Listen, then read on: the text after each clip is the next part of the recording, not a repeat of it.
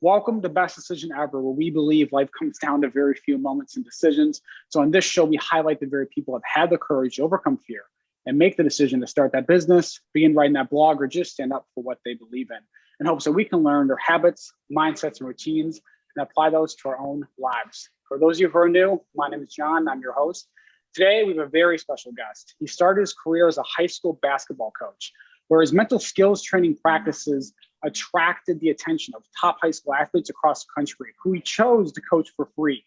He since then has gone on to be the mental skills coach for top NBA athletes like Aaron Gordon and Karl Anthony Towns. He is currently the co-founder of Train the Mind, which is an online platform that brings mental skills training to the masses. Without further ado, Graham Betchart. John, it's so great to be here. It's an honor to be here with you, man. I'm pumped. I'm pumped to be here with you, man. it was tough, Graham, for me to go and choose things to put into your intro. There was a bunch, and I had to pick some stuff. So I'm happy we're going to go talk about all of it in the interview today. I think where I want to start, and this is really a core mission of yours as people get to know you in this interview, is what is mental skills training to you and why is it so important? Yeah, man. First of all, just a great question. So mental skills, for a safe way to say it, it's our inner work, right? It's these inner skills. So there's a basic foundation, right? Like focus. Focus is a skill. Yeah. You're always focused. It just may not be on the right thing. So we start with going, okay, let's focus on what we can control. Yeah. That's a mental skill. Yeah. Then we come to like being present. Okay, it's a skill to learn how to be present, like me and you in this moment right here, right now. This is what matters. This is the greatest moment of all time, right? That's the sentence I tell myself all the time. This is it. This is it. This is actually it. Yeah. So that's a skill, right? That's a mental skill. Can you be present? Then another one we call next play speed. If you lose your focus and your mind goes to stuff you can't control, can you come back? Can you just come back to what we're doing? Right? So to me, mental skills, that's the start, right? Because if you're not present, you're missing life. If you're focused on stuff out of your control, come on, that's misery, automatic. And if you're not willing to bounce back, right, then we're not building resiliency. We're not building like a grittiness. And then another one too, we call it palms down. You'll notice everyone reacts like this all the time in life. Like something happens. Yeah. Palms down is like, let me take a breath and choose my response. I know something just happened. I know an emotion is popping up, but I'm going to choose my response. So that's the foundation to me of what the mental skills that I teach. Focus on what you can control, be present. Yes. I mean, literally just do those two things. That's it, but that's hard. So next play speed means, okay, I'm willing to come back when I lose my focus, and palms down means I'm coming back with grace and poise. Mm-hmm. And so as we start to do that, you can start to make some things happen in life. Yeah. You know? Yeah. So true. And you lay it out, and I've obviously learning from you, working for you. I've read your book, and I literally was looking through it last night, and it dawned on me that like your principles for mental skills are just so simple, right? It's again, victory goes to the vulnerable, right? Yeah. Focus is a choice, right? Greatness is a decision, right? And I'm paraphrasing here, but they're so simple, right? And it's something that like you don't need to be maybe an intellectual or an NBA athlete, to be able to grasp those, which is what grabs me about you, right? It's amazing. It's amazing to be able to be that concise. These aren't intellectual skills. So your intellect can grasp this super quickly. Just like if I said E equals MC squared. Yeah. Most people go, okay, that's some Einstein stuff. He got it super simple. So once we get it simple, that's the start of actually being able to do something. Because if it's complex, we're in trouble. So I'm like, okay, what's our goal? Focus on what you can control, be present. Cool. Now we got to figure out, how do we be present? Because it sounds simple. How do we be present with all these different feelings, all these different emotions? Mm-hmm. And you want to make the principle so simple because you got to make these choices. And I love what your podcast is about and everything you're doing. This does come down to choices. There's choices, decisions, and consequences. And by consequence, I'm not talking about a moral judgment of right or wrong. I'm literally talking about your energetic state. Yes. So to be present, right? You're like, okay, that makes sense to your intellect. And then tell your intellect, let's go be vulnerable for a while. It's going to say, hell no, I don't want to be vulnerable. So your intellect, get rid of that shit. We go, there's a different intelligence that principally knows, if I allow myself to be vulnerable here, knowing I'm not in physical danger. I'm not saying put yourself in physical danger. I'm talking about if you think you're not allowed to make a mistake, go make a mistake. If you think you have to get a 4.0 or you're going to die if you don't get a 4.0, that's just not true at all. Now, that might feel really vulnerable. So the principle of victory to the vulnerable guides you into the present moment. And so here's the work. That's easy to do if you're feeling great. If in the present moment you like ice cream and someone's like, here's a bowl of ice cream. Oh, you're going to be like, yeah. Now, if someone's like, you have to eat this really uncomfortable food and later on it's going to help you out, you're going to be like, I don't know if I want to be present with that. That's where you have to have the principle over the feeling. If you're really doing this work, the mental skills, this isn't about a feeling, right? This is about principles that guide you in the moment. We're going to feel vulnerable. Yeah. We're going to feel vulnerable. Does that mean bad? No, that's like lifting weights and someone's like, hey, my muscles burn a little bit. You're like, oh, great. You're getting stronger right now. We don't want our muscles burning 24 hours a day, but what about for 15 minutes today? Yeah, we can do that. Yeah. Right. So it's these choices you got to make. Your intellect is going to want to run from the uncomfortable feelings. It does not know what success is. Your intellect will literally tell you not to make a mistake. Don't feel uncomfortable. And I'll be like, that's like someone walking into a weight room saying, don't touch the weights. Don't feel uncomfortable. Just sit in a corner and we'll get stronger. You're like, that's never going to happen. Like, we're going to have to engage here. Right. So I kind of look at, my goal was always, if I could tell it to 14-year-olds in a 30-second timeout, and it made sense to them, I could tell it to anybody. So how long did it take me to make these simple words? That's like 25 years of work. So yeah, right. Yeah. You know what I mean? That's like when you watch a really good athlete play and you're like, damn, I could do what they're doing. You're like, no. They've spent their whole life to make it look that simple. So I appreciate you saying it's simple. That's devotion, right? That's like devotion. That's because I've stuck with it and struggled with it for so long. I'm like, there's your essence. Focus on what you can control. Be present. Next play, speed, palms down, victory to the vulnerable. If you do that shit, you're never going to get beat, ever. I've tried to lose doing those things. I can't. I've tried to. I can't help but win. And maybe not immediately, but if you stick with the principle over time, we're not. So where I see people get into trouble, John, is where I see everyone get into trouble. Tell me. Yeah. There's an expediency. They're in a hurry. Yeah. They're like, yeah, but I'm going to bypass that principle because I need this thing now. I'm like, by bypassing the principle, you're done. Yeah. Like, they're like, oh, but like the ends justify the means. No, the means are the ends. And if you don't know that, if you think you can bypass being present, go do some intellectual cunning shit and then think you're just going to bounce back into the present in power, you've missed you still don't know what's going on. Yeah. So it's almost like upsetting knowing this stuff because you're like, damn it, I have to feel vulnerable. It's like upsetting knowing that, but you're also like, I'm going to win, and over time, over time, exactly. So the expediency, that's where the principles of walk to win and lethal patience come in. People are in a hurry and they'll bypass the right decisions in the moment because they'll feel their self-doubt pop up or they'll feel this low vibration. They'll feel a low energy. And when we're feeling low energy, it is hard to be courageous.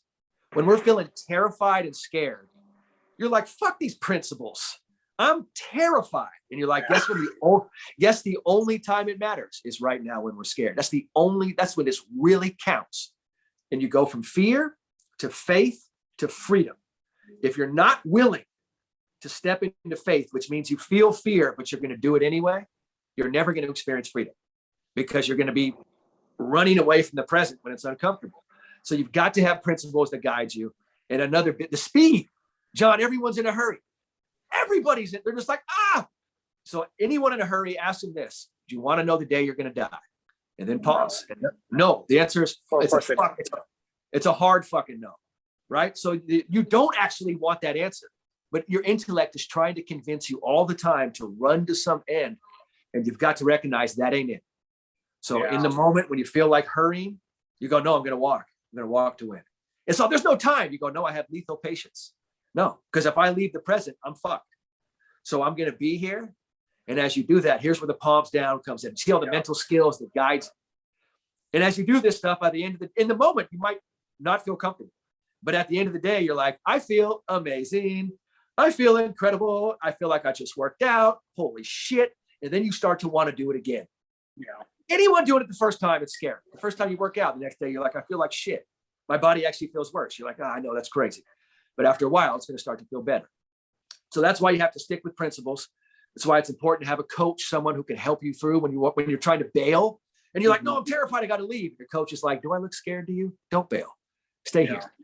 I was hoping I was doing that for you, John, when you first came to San Francisco. Yeah, I was going to say you taught me a lot, especially, in our private conversations, was just about being the whole, and this is something I see outwardly now, and I'm looking at other people, and I have awareness now of myself, of that the speed with which everyone's trying to go and run around and get things done, when really it's like, no, slow the fuck down. Okay. Like one step at a time.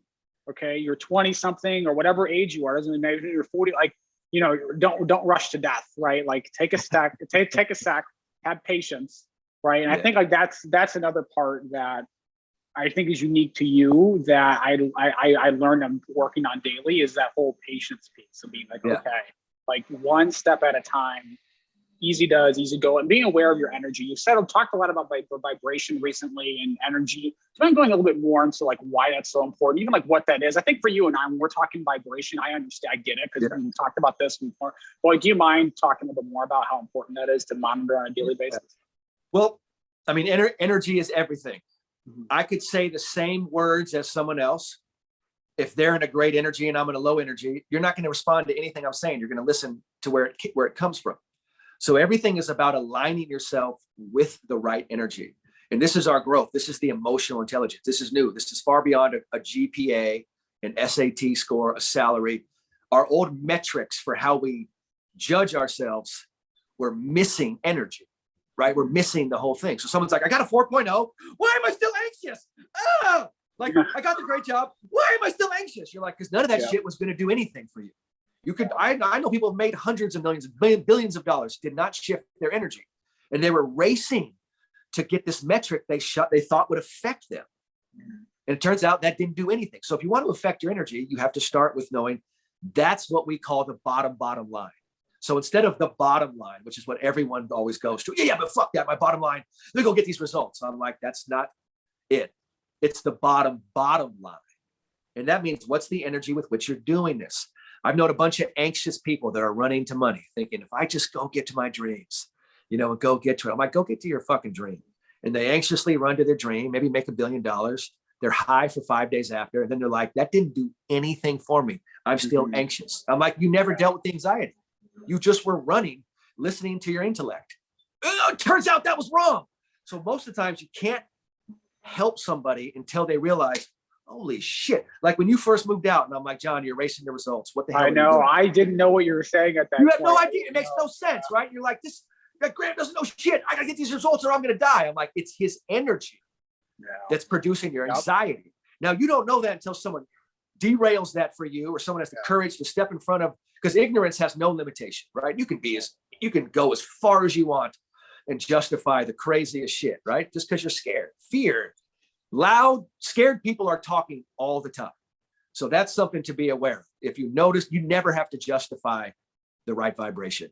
You always have to justify the fucking wrong vibration. So people are all justifying force. We do it all the time. There's no justification for force, ever. It never works, nor does it ever create power or create what you think it's going to create. It never works. You could have anxiously ran, got all these sales, done this thing. I'd be like, John, did that help at all? You'd be like, it did nothing.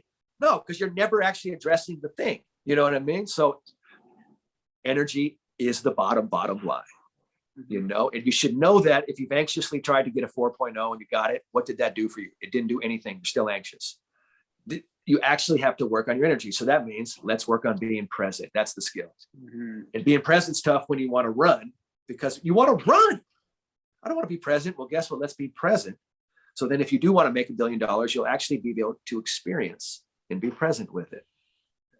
So it might sound crazy, but energy is the bottom line. It's the only thing that's real. If your energy left your body right now, we would say you're dead, right? We would say, like, we would watch your body on the ground. We would see your body, but the energy had left. You have left. So we have to address the bottom line. I think most people have never been taught, John. I think most people come up and they're like, get your grades, go to college. What are you going to do later on? Fuck later on. What am I doing right now? You've probably heard a story of someone said, well, now you're in the real world. Hey, you've always been in the real world. In the real world. Thank you. You've been in the fucking real world forever with someone. Thank you. And you've been manifesting because you've been in the real world. Anyway, the real world is not getting a job. Yeah. The real world, if you can breathe air, you're in the real world. You know what I mean? So it's all real, and these processes are all working. So you need someone to teach you. You need help, because we're all anxious, and we're running to a result thinking that'll solve everything. That trap, that loop never stops. So once you start working on the energy, you're like, okay, now I'm present, I'm not anxious. You can actually produce way more. Once you learn to be palms down, instead of like, I gotta go, Graham, I gotta go. It's like, no, you don't. Because if you gotta go, whenever you get to where you're gonna be, you're still gonna be like this. You're still gonna be like this. So why don't we just run to the day you're gonna die? Like, if that's where it's going, like, you know what I mean? Skip it, yeah. Wait a second, I don't want to do that, because you're gonna die, guaranteed. Don't worry. Like, don't worry about that at all. That's happening. So in the meantime, let's be here. Yeah. And let's start to shift your energy. So that's, I live with knowing that. I don't quite know how I know that. It was 16 years old when I figured that out. I remember the moment I figured it out, and I knew this was all energy. It was 19 when I started doing the training. Here I am at 44 years old, still serving it. It's still the realest thing ever. And when I know this stuff, it's not like when I was arguing with you when you come to San Francisco, I'm like, John, there's not an argument. I'm just like, let me just see if I can help them get to a different level of consciousness, because the intellect is never going to outsmart energy.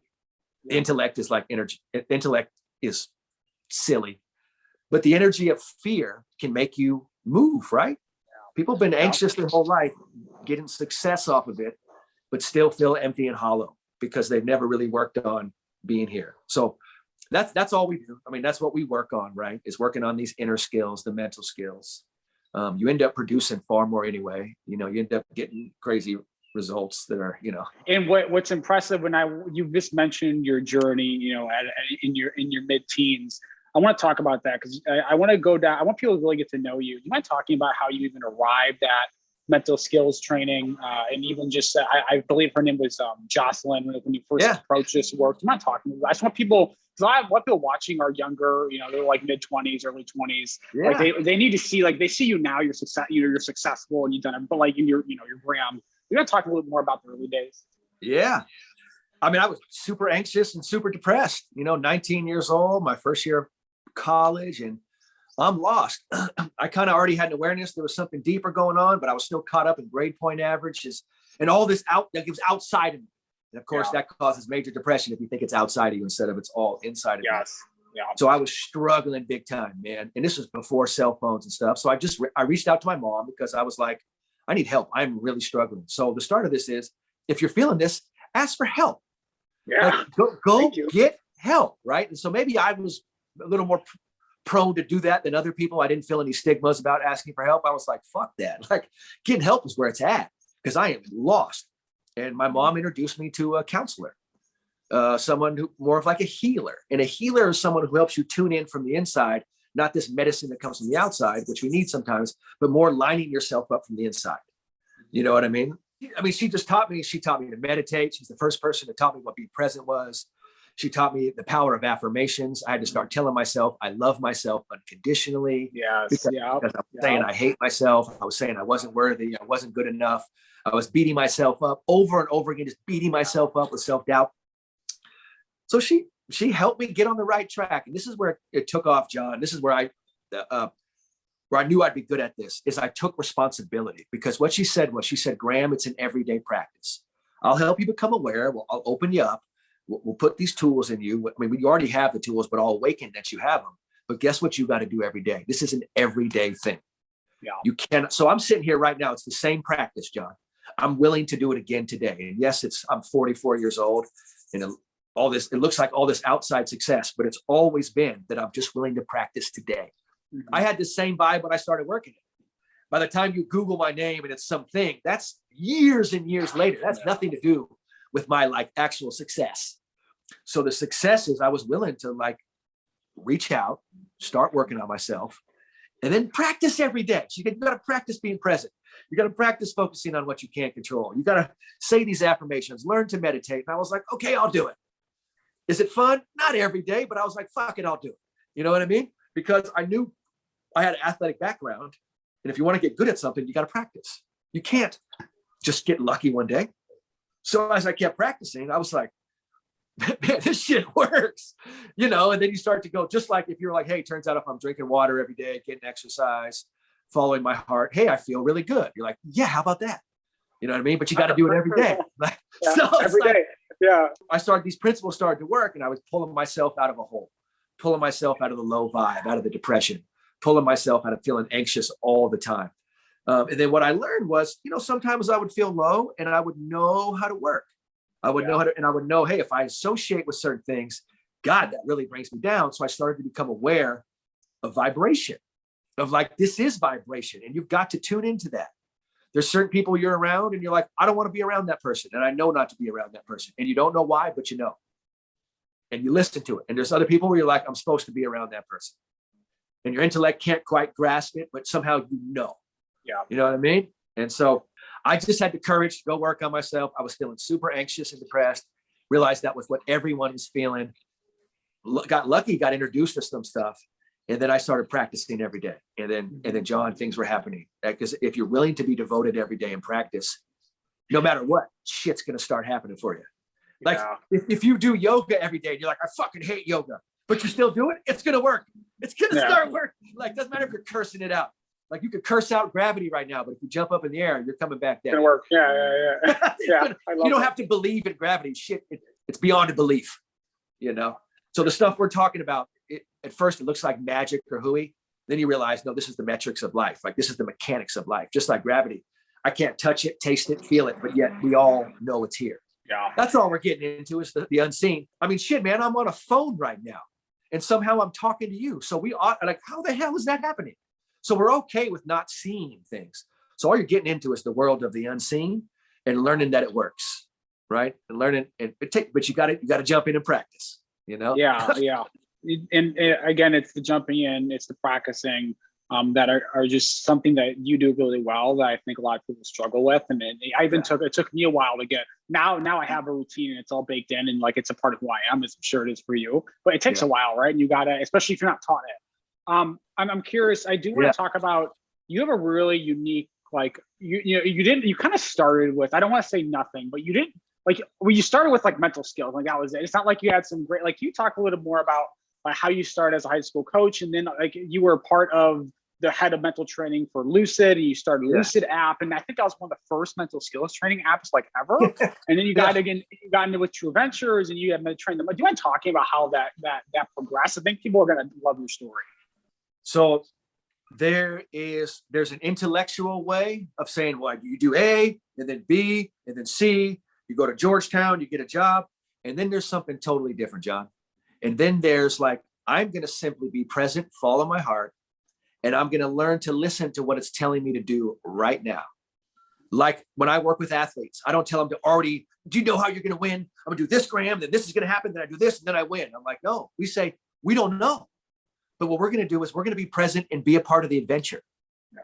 So everything you just said happened, and it sounds amazing I'm mind blown as you say all that. Like the progression looks so logical, right? It looks like in my mind, I didn't have any of that progression at all. What I had was I'm present.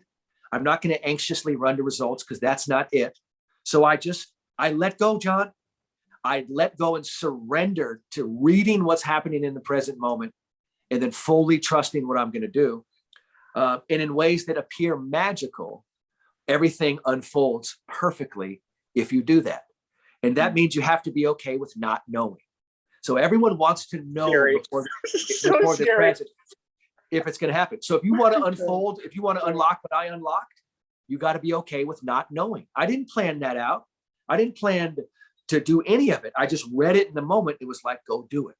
And I would do it. And then after I would be like, holy shit, I can't believe what happened after. Like when I first started working with kids, my good friend said, and I was like, I want to go to the NBA. He said, well, treat everyone you're working with as if they're already in the NBA. And I was like, that's genius. And so as I'm working with kids, I'm giving them everything I have. I'm not thinking I'm trying to use them to get somewhere else. I'm like, this is where I'm trying to go. And that 11-year-old kid was fucking Aaron Gordon. Like all these pros I worked with were children, John. I wasn't like, let me go work with an NBA player. That's like, let me go win the lottery. Everyone wants that. It's not going to happen. You have to surrender to your heart, and it'll show up in ways that are so profound. But instead of me like trying to get to the NBA, I was trying to be with this little kid, and he was looking at me with open eyes and totally curious. So I gave him everything. And 4 years later, you're like, that kid is Aaron Gordon. And he's looking at you in your eyes now like, man, tell me what to do. I'm going to the NBA. And so then I wrote Play Present because I was like, holy shit, this dude needs a language for us to talk to. I better write this really smooth and easy. And then I wrote Play Present, John. And you know what happened to Play Present? It got acquired by Lucid. Yeah. How did that happen? I don't even know. I just knew to write the book because Aaron needed it. And then I wrote the book. And I was like, I got this book. This might be the simplest mental training book ever written. It's 50 pages. It's so simple. It's like it's so simple. So I was like, and then in a magical moment, you know what I mean? I'm still like, okay, I meet someone at Stanford who's like, you need to scale your shit. I didn't even know what that word meant. He goes, it means you get it like beyond yourself. Yeah. So I opened my intentionality to scaling. And then a friend I had from 6th grade randomly called me and said, hey, you got to go meet my friend Jason Sturman. Something in my heart told me to connect you guys. And I go meet Jason Sturman. And who is he? The founder of Lucid. And in slow motion, he says this to me, John. He goes, Graham, we have everything built. All we need is content and a voice for our mental training app. And I was like, holy shit, that's me. And I handed them Play Present. And they were like, this is the simplest shit we've ever seen in our life. This is what we want. And I didn't write Play Present going, I'm going to go get a tech job. I wrote Play Present to fucking help, to go help Aaron Gordon because my heart said, help this guy. Yeah. So it came through. Then I'm like, now I have $2 million poured into a tech company. They're like, Graham, here you go, man. And I'm like, what's my job? They're like, just be you. And I was like, holy shit, it's all possible in ways that are beyond magic. Then 2 years later, Lucid runs out of money. So you think like your dream's just going to happen? No, it ran out of money. And everyone moves on in life. And I was like, I can't move on in life. This is my purpose. So what did I do? Created Train the Mind. Yeah. I literally cried for 6 months straight because it hurt so bad. And then my heart was like, create Train the Mind. So I created Train the Mind and brought 5 more coaches on, made it like Lucid 5.0. And then eventually, a couple years into it, Lucid is like, hey, we're gonna shut our servers. Great run with the app, great job. We're gonna turn it off. And I say, well, what are you gonna do with all the content? They say, Graham, you take it. And so I acquired Lucid. I acquired a $2 million company. Why? Because I lovingly kept being present and kept showing up. And I didn't quit. I stuck with principles. Most people, if $2 million gets poured in, and 2 years later you run out of money and everyone moves on, you're gonna be like, I got fucked. I didn't do any of that. I was like, holy shit, the principle requires me to be vulnerable, requires me to forgive everyone and move on. Oh, that's crazy. Next play, palms down. Fuck, I just want to like kill everybody. But I was like, you can't act on feelings. What's the principle? And then 3 years later, I had Train the Mind. Mm-hmm. And so it magically works like that as you follow the principles. In the moment, I don't know what's happening next. I just know to do the right thing in the moment. And then later on, like this magical thing shows up. So as you say my resume, if there's someone out there going, okay, I need to calculate how it works, you're already off. Yeah, you're already off. Yeah. You need to surrender to the present, be here and read what's happening. And you will see what to do. And again, if you think you want to know the outcomes, well, let's figure out the day you're going to die. So right away, you don't want to know that. That part of you that's desperate to know if it's going to work or not, tell yourself, I'm okay if it works or it doesn't. I'm going to go see what happens. Mm-hmm. So how you counter that thing inside of you that needs to know the outcomes, you tell yourself, I don't need to know. And you say, if this fails, let it fucking fail. And if it's great, let it be great. Fuck it. Let anything happen. But I'm going to show up and go see. And so, John, so my resume, right? Awesome. But again, my resume of failures, 100 times bigger, way more impressive, way more powerful. And that's why I'm here. That's why I have another company called Max Conscious. That's why I'm releasing music albums all the time. It's crazy. Just because I keep showing up, running the principles. Well, I think people need to know what you probably don't care about, but you're probably like one of the most under the radar, like top mental skills coach. You know what I'm saying? Like you're not like, you're very under the radar. Like you have your website, you do Google it, like your name pops up, but like you're very under the radar, right? And it's always amazed me. It's just very intentional. I think that's going to change soon, honestly, because that's what has to happen next. I've spent all the work doing the energy first. So as I can't stop the popularity. I can't stop it. That's not my intention, but I can't stop what happens. You know what I mean? I can't stop what other people say or do. But I've allowed myself to come into this space now because with intention, I didn't let myself get popular because I needed to make sure I had my bottom line right. If you don't have your bottom line right and you let the bottom line take off, that's like building a building with no fucking foundation. You're not going to get that high. I'm built to go infinitely high because my bottom line is way superior than the bottom line. So I'm okay now in my 40s going, yeah, let this blow up. I'm going to let billions of dollars come through me now. That might sound insane to anyone listening, but I'm a billion share. And a billion share is beyond a billionaire. A billionaire is trying to possess it yourself. A billion share is like, I'm going to let all that shit come through me and get it to where I need to make impact. I'm not here to hoard pieces of paper that we put meaning to, or digital things, right? I am the currency. If you want to know what wealth is, I love crypto. I love all that shit. There's something beyond that, and it's yourself. That is the currency. So for me now, I see it clearly that I'm going to let this get famous. That's the next role. I'm going to let a bunch of money come through. And that's just the next. And I had to prepare for that. Most people I coach, they don't know how to deal with money. No one really does, because it corrupts their bottom line, their energetic thing.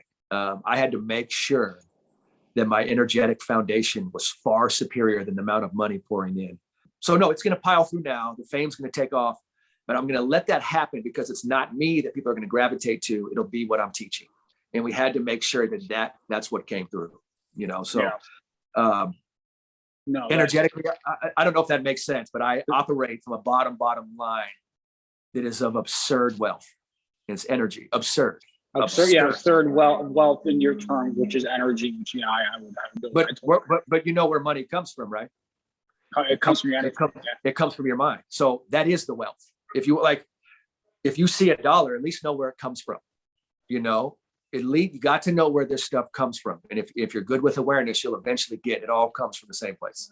And if you can operate from that place, it's infinitely more powerful, right? So I don't do anything for money, John. I do everything to maximize consciousness, and I let money be a result. That's far more wealthy than doing shit for money, right? I do everything for the energetic thing and let money be the result.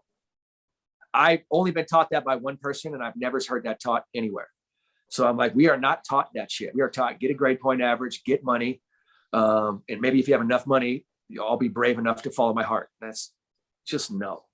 So we've talked about a lot. We could talk about so much more, and we will. My question to you, though, is the premise of the show. What do you think has been your best decision ever? Not just in your career, but be in your life. What has been your best decision ever? Ooh. I'm willing to do the work every day, right? Mm-hmm. I've made a decision that this isn't everyday work. So my decision is to do the work every day. Yeah. I don't know what the work is going to be. My work at 44 was different than 34, was different than 24. If I'm lucky enough to be here at 55 or 65, it'll be different, but I'm willing to do the work. So that decision to take accountability, responsibility, John, the greatest, if you want to experience this, you have to take responsibility. So you go from being a victim to being vulnerable. It's the best decision I've ever made. Victimhood seems like it's a cool thing and seems like it's a great thing. It'll keep you stuck. So taking responsibility was probably the best decision I've ever made. Yeah. And how did that, I think we talked about it a lot, but to keep it concise for people watching, how did that one decision to show up every single day change you as a person and change your outlook on life? Well, when do you start to feel better? Yeah. I mean, Jesus, being a victim, does that feel good? No. We are in the craziest victim current here ever. Victimhood is everywhere. Oh my God, and you stay stuck. So that decision to take responsibility, it just profoundly changed my energy. And then I realized that it went from oh wow, to hope, oh shit, if I do it every day, this works every day. Oh, I'll do it every day. Mm-hmm. So taking that responsibility and then being devoted and okay, if I'm lucky enough to wake up, I'll do it again tomorrow. But what are some of the habits that you would encourage people to adopt? Just to get started. Again, one of your missions, and I want to make this really clear as we get towards the back half of this interview, is to bring mental skills to the masses and make sure people adopt this stuff. Where can people start? What habits do you practice daily? Do you want to talk about that? Yeah. I mean, well, real basic. It's not just your mind is by itself in this fucking vacuum and I can just eat like shit and do all it's all together, right? So before I got in this, I was working out. Every day I work out, right? And I don't know about one workout from the next. Just move your body, get a sweat, get your heart moving, do something, right? So every day I have a habit of doing that. And that brings me into my body, brings me present. And after I work out, I'm better at being resilient. When I have to make the decisions that are uncomfortable, I'm I feel a little better at it. You know what I mean? So that's one of my main habits that I do every day. And then be curious about mental training. Go reach out and get help. Go to trainthemind.com right now. Go to maxconscious.com. We built these companies to give it to you. If you're like, fuck Graham's vibe, I don't want to hear him, go to someone else. There's a million great companies, and we're all here to help. Man, I get so much. Dr. Matt Park, shout out Dr. Matt Park. He's my therapist, one of my peers, does so much great work with us. It's the best thing ever, ever. That's like me, like working with a strength coach. I'm like, gosh, I wish I do more therapy. I have a meditation coach, John. I have a marriage and family therapist. I have my original teacher. I got so many helpers, and I do it all the time. I appreciate you talking about that, as I think a lot of people are afraid to, as you said earlier at the top of the interview, ask for help, get the help they need. And there's still this, it's gotten a lot better, but there's still this like stigma. And I think hearing you say that, especially the person you are and, what you've done, I think will help a lot of people. Oh, come on. Let me help out a little more. Over the last 2 years with the pandemic and all this shit, I have done so much therapy on myself. I've done so much crying, working through pain, recognizing anger I've felt, and realized the anger came from hurt I wasn't working with. I had to deal with the hurt. I had my wife talk to me about, hey man, like you're going to have to work on yourself. It's uncomfortable here. I've had to have that level of someone connecting with me. This is real. And what you do is you just do the work. If you're lucky enough to realize I need to work, thank God. And you lean right in, you make that phone call. That when you feel the shittiest, it's the best time to get therapy. To me, this isn't even like I'm doing some courageous thing with mental health. I'm like, man, it fucking feels good. Jesus Christ, it feels good. I'm no like amazing guy. It feels better when you do this work. So everyone out there, do it. Reach out, ask for help. I'm doing it. I'm considered some deal in mental training, whatever, man. I need help all the time. Let's talk a little bit as we head towards at the end of this interview, a little bit about what you're doing with Max Consciousness. I also saw that they're doing a documentary on you. I'm not sure if it's published yet, Moving Minds. Do you mind talking a little bit about that? And I think I was shooting it when I was working for you about a year and a half ago. But do you mind talking about that a little bit? Yeah. I had some great documentarians come to me. Mike Espo and Shayna Allen, just incredible filmers, and they came to me and were like, "Hey, Graham, we think there's something here with what you're doing. Can we film it?" And I was like, "Fuck no," right? Because I don't want fame. I didn't want any of that. I know that sounds crazy. People are like, "Oh, go get a movie about you." I'm like, I already have it. And then we kept talking. He goes, "Well, what if we framed it like this could help other people?" And I was like, "Well, now you've opened my heart a little bit. Now I might be willing to go do this insane thing we might go do." Because what they don't know is when you come around my space and be in the NBA, it's insane. And people think they want to be in it. It's the most pressure-packed place you'll ever see. People lose their families, they lose their friends, they lose everything in that space. So I was like, okay, I'll do this to help other kids. And so we started filming with the intention that I'm going to film a documentary and show you what it looks like to do mental training with an NBA star, which he's willing to do it. And so we shot for like a year and a half. And then COVID hit and kind of shut everything down, but we have all this incredible footage. Part of my mind is like, I wonder when it's going to come out. With documentaries, you never know. And I remember talking to one of my mentors. I was like, dude, I shot this movie. It took everything I had to organize it, to have people travel with me. It was insane filming it. And I was like, what's the deal? Why won't it come out? He said, Graham, that movie is not for you. He goes, your life is for you. That movie is for everyone else to be inspired. Whenever it's supposed to come out, let it come out. That's not for you. And I was like, oh shit. My ego is getting all fragile, thinking, and he was like, you're living your life. When you're lined up with your life, that's the reward. Not, I'm going to go watch a movie about my life. What the fuck is that? I'm living this life. But I've been building a company called Max Conscious. And Max Conscious is a company that we built to maximize human consciousness. And it's kind of like the professional version of Train the Mind. So Train the Mind is for youth athletes, youth coaches, parents of youth, right? That whole space, call it, 8 to like 23, right in there, right? Max Conscious picks up right there, like 23 and on. And Max Conscious and we deliver it. I deliver it with music. So the way we've evolved it, we do videos, we do audios, we have all these programs, 30-day program, 90-day program, a collective conscious group that you can join at the end. But we teach with songs, John. So I started making songs with all of our concepts. So the concept is what's in your control. We have a song called In Control with an incredible R&B singer from England who's joined us and sings incredible affirmations and hooks. So we have this program that we've designed to help to scale, to reach people everywhere, where we help you train with music, because we figured music helps you retain the information in a fun way. And doesn't music help you get your feelings? Yeah. It can help you open up to different emotions. it's called entrainment. So say you're feeling anxious and we put music on and we kind of connect with you in that anxiety and then move you from that anxiety to a different state. Music has the power to do that.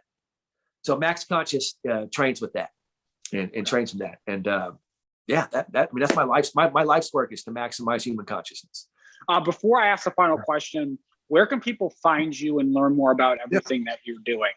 Yeah, check it out. So music wise, I record under Graham the Guide, Guide, not Graham the Guy, but Graham the Guide. So all streaming platforms, you can get all the music there. Trainthemind.com and maxconscious.com. Those are my companies. That's where you can do more of this work. And then GrahamBetchart.com is like my own little site. Place, yeah. Just some basics. You can email me there. Please email me. That swag. Let's all start the swag. Oh yeah. I started making palms down t-shirts. So I sell music. I have shirts. I take all these concepts and try to make it the simplest way. So if you're one of our concepts, palms down, right? If you get the shirt and you have it on you, maybe it reminds you to choose your response because you're like, oh shit, why not? Be palms down. And so it's awareness while you wear this, right? And we're trying to help you build your awareness. And so clothing's the simplest I've ever seen. Music might be the second simplest. And if you go from there, then check out trainthemind.com, maxconscious.com, and check it out. Hit me with an email, reach out. I'll respond. Thank you. The final question is, what advice would you have for someone on the other side of making a big decision? Maybe, Graham, they're debating whether or not to go and get help with depression or anxiety. Maybe they're debating to change their job or start a company. What advice would you give them in making that decision? Go do it. And here's why. Here's why you should do it with no hesitation. You can always come back. Yeah. If you go do therapy and do a bunch of inner work on yourself, and you're like, turns out this is trash, you never have to do it again. Yeah. And if you go follow your heart and want to start a company and stick with it and stay with it, and you realize following my dream and sticking with it and making money doing what I love is shit, then go back to what you did before. You can always go back. So that right away makes it so you have to try. Yeah. And John, what I found is everyone who tries, they never come back. I've never seen one person come back. So just so you know, I've never seen it. When someone follows it, sticks with it, starts to apply it, they never go back. John, you're never going to go back to how you were thinking 2 years ago, ever. Almost horrifying to think of that way of thinking, right? I think about that all the time too. So the good news is if you're afraid to jump away from your certain death, boiling pot of water, you're going to die if you stay in it, jump out and come back if you want. You can always come back. So that should allow your intellect to go, there's no risk. What's the risk? The risk is you're going to find what you love and start to be really prosperous and do all, you know what I mean? And if you don't like following your purpose, do it, then come back, but at least try it. You can always come back to living however you're living now, you know? That is so awesome. I think that is an amazing way to end the interview. Thank you so much. Guys, you heard it here first. Just go do it. Palms down. Victory goes to the vulnerable, and you will find your way. Thank you so much for watching. I'll talk to you soon.